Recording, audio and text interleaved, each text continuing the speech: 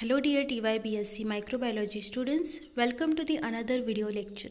So in the last lecture we have studied the immunofluorescence technique, where we have learned that immunofluorescence technique is of two types: direct immunofluorescence and indirect immunofluorescence.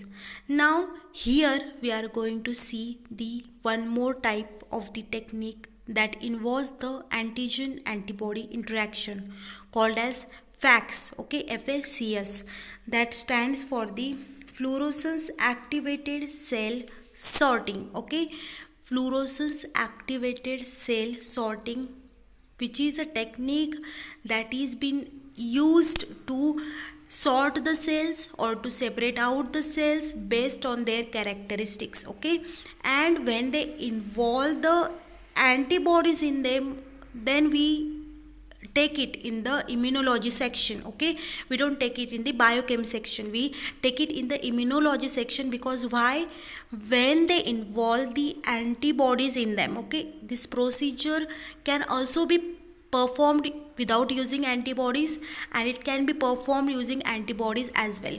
Same जैसे हमने immunofluorescence में किया था कि antibody को fluorescent dye से label करना है और उसका आपको यूज़ करना है for the detection purpose, same चीज़ आपको यहाँ पे भी करनी है. That is what we are going to use the antibodies that are labelled with the fluorescent dyes. Okay, that's one more important thing to remember, that these techniques involves the antibodies which are been labeled using the fluorescent dye. That's why it comes under the immunology syllabus. Okay, now this technique, which is known as FACS or also FACS, or also its full form is fluorescence activated cell sorting. Okay, now we are going to see what the exact concept behind this technique is. Okay, so generally it is also kindly related with the flow cytometry. Okay, when a flow cytometry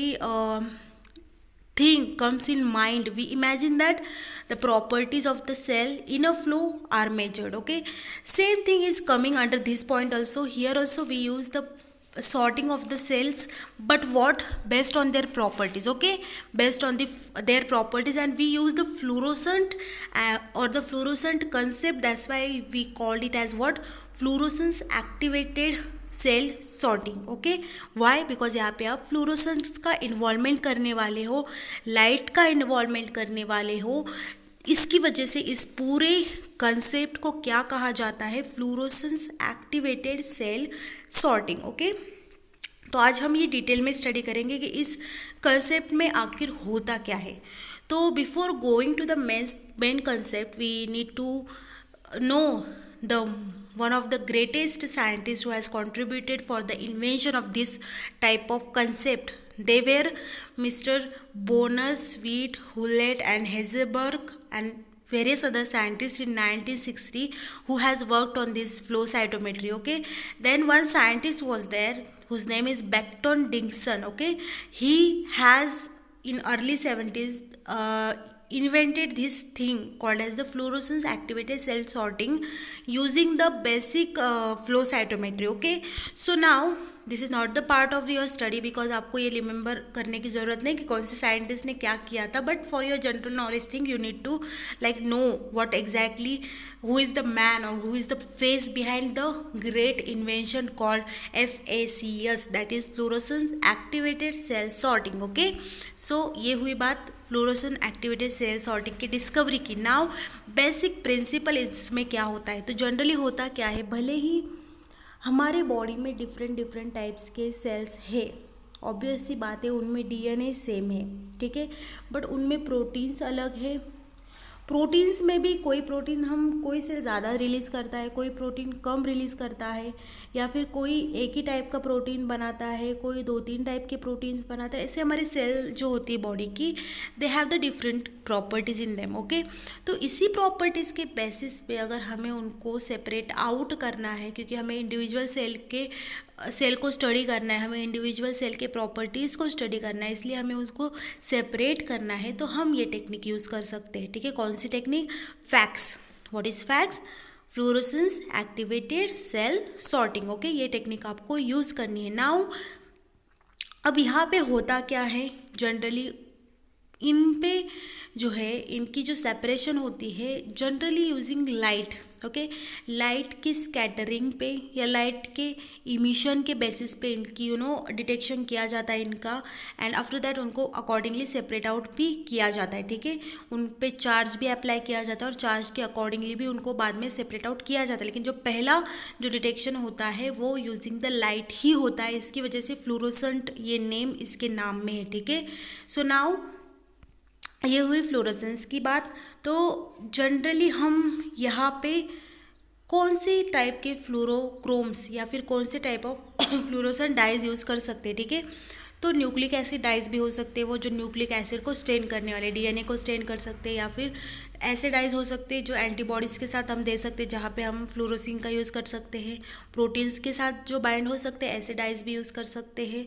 enzymes के साथ bind हो सकते हैं ऐसे dies भी use कर सकते हैं। जो भी आपको डिपेंडिंग आपको क्या कौन से सेल चाहिए या कौन से टाइप के सेल्स आपको सेपरेट आउट करने हैं या आपके सैंपल में कौन से सेल्स है, उसके अकॉर्डिंगली आप क्या कर सकते हो, डाइज का यूज़ कर सकते हो। ठीक है, अभी इसमें जो बेसिक कंपोनेंट्स होते हैं वो 3 होते हैं। ठीक है, एक होता है फ्लूइडिक्स, एक होता है ऑप्टिक्स, एक होता है electronics.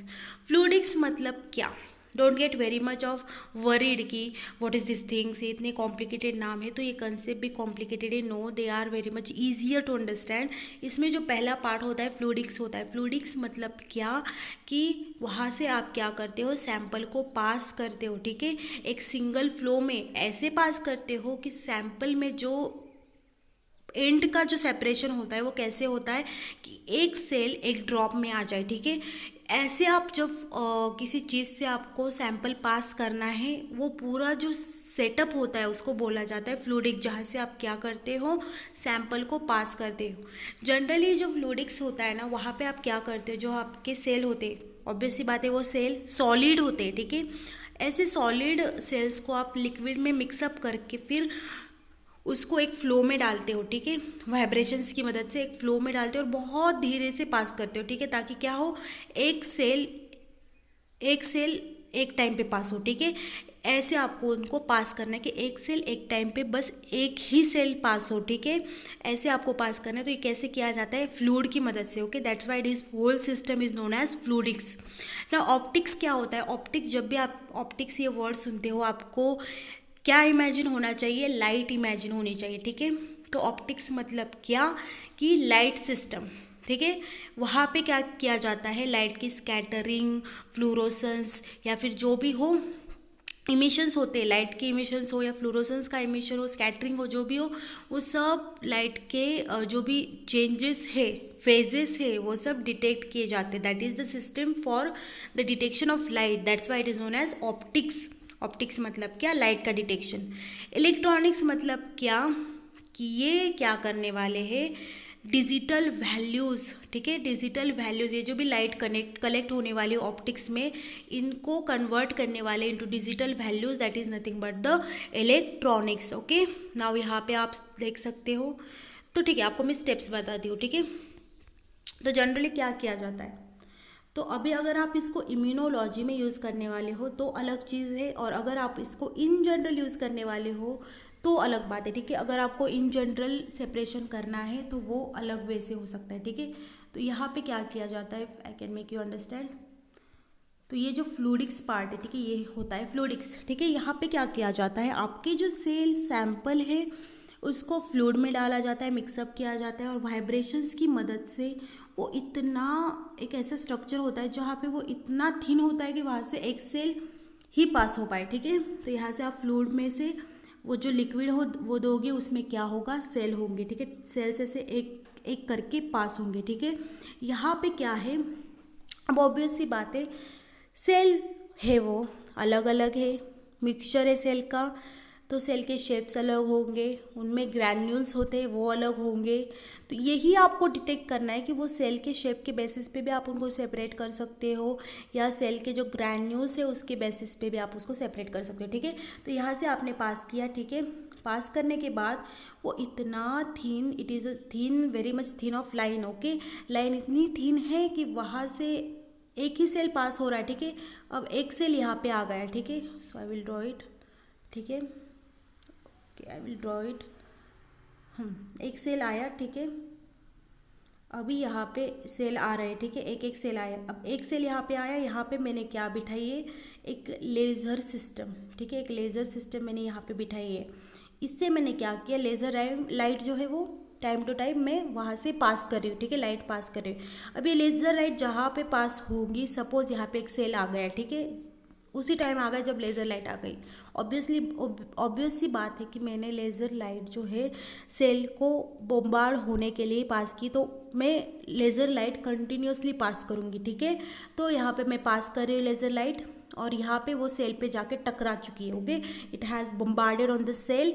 After the bombardment what happens is that, किसी भी पार्टिकल पे आपने अगर सिंगल लाइट फेंकी, ठीक है, सिंगल रे ऑफ लाइट फेंकी, तो वो थोड़ी सी स्कैटर्ड हो जाएगी, क्योंकि क्या, उस पार्टिकल पे, पार्टिकल ऐसे थोड़ी होगा गोल, वो थोड़ा सा रफ हो सकता है, शेप अलग हो सकता है, साइज अलग हो सकती है। उसके बेसिस पे वो लाइट क्या होगी, एक सिंगल लाइट, लेकिन वो स्प्रेड होंगी, स्कैटर्ड होंगी। यही स्कैटरिंग में डिटेक्ट करूँगी कि वो सीधे कैसे स्कैटरिंग हो सकती है या फिर साइड में कैसे स्कैटर हो रहे हैं। इसकी बेसिस में मुझे क्या पता चलेगा कि वो कौन सी शेप की है या फिर उसमें कौन से ग्रैन्यूल्स है, ये मुझे यहाँ पे पता चलेगा, ठीक है। ये लेज़र जो है वो डिटेक्ट करेगा। लेज़र कैसे डिटेक्ट करेगा, ये जो स्कैटरिंग होगी, ठीक है, लेज़र की वजह से जो स्कैटरिंग होगी वो इस ऑप्टिक सिस्टम में क्या होगी, डिटेक्ट होंगी। और ऑप्टिक सिस्टम मुझे क्या देगा, इस डिटेक्टर में उस लाइट को इलेक्ट्रिक नंबर्स में कन्वर्ट करके मुझे बताएगा कि वो कौन से शेप का मॉलिक्यूल है, ठीक है। अब ये हुई बात यहाँ पे, ठीक है, अब ये हुई यहाँ पे पूरा फ्लूइडिक सिस्टम में ये चीज़ होने वाली है। अब ये मॉलिक्यूल आगे जाएगा, ऑब्वियसली बात है वो वहीं पे नहीं रुकेगा, ये आगे जाएगा। यहाँ पे एक इलेक्ट्रिक प्लेट है, ठीक है, इलेक्ट्रॉनिक प्लेट है या फिर इलेक्ट्रिक प्लेट है, ठीक है। इलेक्ट्रिक प्लेट क्या करेगी, उसको चार्ज करेगी उस मॉलिक्यूल को, ठीक है। अब ये मॉलिक्यूल जिस चार्ज का होगा, सपोज ये प्लस चार्ज का है तो वो माइनस साइड पे जाएगा, ठीक है। अब यहाँ पे माइनस है और यहाँ पे प्लस है, अगर वो माइनस साइड का है तो वो प्लस साइड पे जाएगा, ठीक है। तो डिपेंडिंग ये जो इलेक्ट्रिक प्लेट है वो उसको कौन सी चार्ज देंगी, उसके बेसिस पे वो सेपरेट हो जाएगा, या तो वो प्लस साइड पे जाएगा या तो वो माइनस साइड पे जाएगा, ठीक है। और वो नीचे कलेक्ट हो जाएगा, या फिर जो अनचार्ज है, जिन पे कोई चार्ज नहीं है, वो वेस्ट है और वो सेंटर में आ जाएंगे, ठीक है। और ऐसे मैंने क्या किया, सेल को सेपरेट किया, एक टाइप के सेल सेपरेट हुए, दूसरे टाइप के सेल सेपरेट हुए। अब ये हुई बात नॉर्मली कैसे की जाती है। अब अगर मैंने इसको इम्यूनोलॉजी में यूज़ करना है तो ऑब्वियस सी बात है मुझे यहाँ पे क्या यूज़ करना पड़ेगा, कोई तो एंटीजन या तो फिर एंटीबॉडी। तो यहाँ पे मैं क्या करूँगी, वो जो सेल्स मुझे सेपरेट करने, ठीक है, वो जो सेल्स जिनको मुझे सेपरेट करना है उनको मैं क्या करूँगी, उन सेल्स को लेबल करूँगी यूजिंग द एंटीबॉडी, जिन पे क्या है, फ्लोरोसेंट डाई जो है उसको मैंने ऑक्यूपाई किया है, ठीक है। फ्लोरोसेंट डाई को क्या किया है, ऑक्यूपाई किया है। ऐसे एंटीबॉडीज़ को मैं क्या करूँगी, यूज़ करूँगी, ठीक है। तो ये एंटीबॉडीज़ मैंने किस पे लेबल की, जिन सेल को मुझे सेपरेट करना है, ठीक है, उस पर क्या है, फ्लोरोसेंट डाई है, ठीक है। अभी मैंने सभी सेल्स को क्या किया, एंटीबॉडी दे दी, स्पेसिफिक एंटीबॉडी लगा दी, उन पे बाइंड कर दी, जिन पे क्या है, एंटीबॉडीज़ पे एक फ्लोरोसेंट डाई लेबल है, ठीक है। अब ये हुई बात सेल्स की, ठीक है, मैंने अब सभी सेल्स को ऐसे एंटीबॉडीज़ दे दी, ठीक है। अब मुझे क्या करना है, अब मैंने ये एंटीबॉडीज़ बाइंडेड सेल को फ्लूइडिक से पास किया, ठीक है, फ्लूइडिक से पास किया। अभी ये यहाँ से पास होगी, सेम प्रोसेस, बस फ़र्क यहाँ पे क्या होगा कि जब ये लाइट लेज़र लाइट से ये जो सेल्स है टकराएंगे, इनके एंटीबॉडीज से टकराएंगे, तब क्या होगा, जो हमने वहाँ पे देखा था, फ्लोरोसेंस इमिट होगा। मतलब क्या, लेज़र लाइट एब्सॉर्ब होगी और एक अलग वेवलेंथ की लाइट इमिट होंगी जो डिटेक्ट करेगा कंप्यूटर या ऑप्टिक सिस्टम, ठीक है। अब जिस टाइप का सेल है या फिर जिस टाइप का फ्लोरोसेंस है, उससे हमें पता चल सकता है कि कौन से टाइप की सेल है जो सेपरेट हो रही है अभी, ठीक है।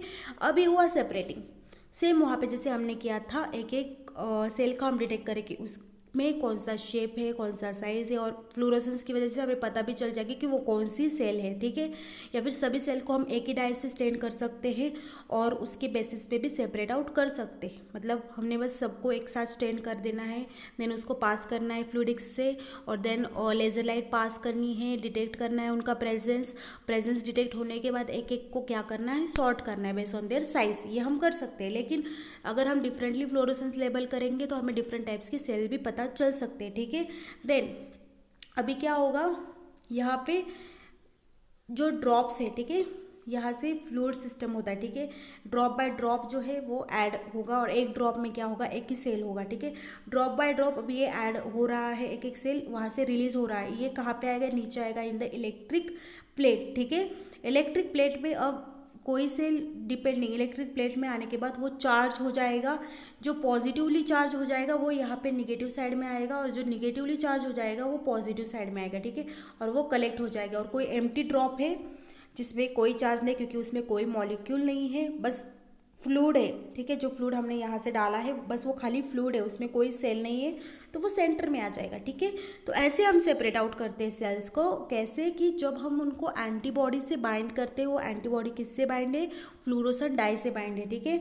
और जब हम उनको ऐसे सेपरेट करते हैं using the fluorescent, then we call this technique as the fluorescence activated cell sorting, ठीक है। तो बस यहाँ पे आपको क्या करना है, इन सेल की मदद से आप उनकी सेल साइज के अकॉर्डिंगली सेपरेट आउट कर सकते हो। उनकी साइटोप्लाज्मिक आपको पता चल जाएगा कि उनकी साइटोप्लाज्म में कौन से टाइप के ग्रैन्यूल्स है या ग्रैन्यूल्स है कि नहीं। देन कौन से पिगमेंट है उसके बेसिस पे भी आप सेपरेशन कर सकते हो, डीएनए कंटेंट के बेसिस पे, आरएनए कंटेंट के बेसिस पे, या डिफरेंट फिनोमिना के बेसिस पे we can sort the cell. That's why this cell sorting मतलब क्या, we sort them according their size, according to their granules, according to their properties, according to their proteins, DNA, RNA, no matter what we want to separate, we can separate them on based of any type of property we want, ठीक है।